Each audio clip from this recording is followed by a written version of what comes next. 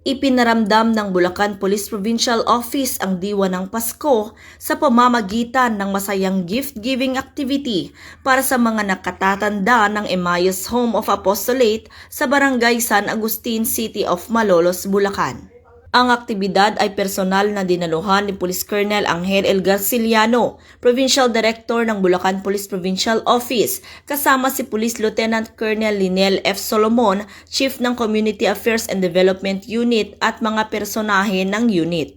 40 senior citizens ang nakatanggap ng food packs, toiletries at iba pang pangunahing pangangailangan na naghatid ng ngiti at kagalakan sa mga ito. Ayon kay Police Colonel Garciliano, bahagi ito ng kanilang patuloy na advokasya na magbigay ng serbisyo at kalinga sa kanilang nasasakupan, lalo na sa mga sektor na nangangailangan ng atensyon at suporta. Binibigyang diin ng kapulisan na ang kanilang misyon ay hindi lamang nakatuon sa pagpapanatili ng kaayusan at seguridad, kundi pati sa pagpapaigting ng ugnayan sa komunidad at pagpapakita ng tunay na malasakit.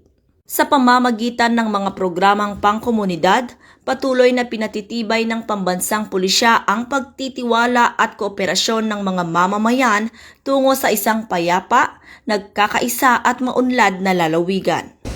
Mula dito sa Bulacan Police Provincial Office, ako ang inyong PNN correspondent, Patrolwoman Pearl Cristalin Javier, alagad ng batas, tagataguyod ng Balitang Pulis.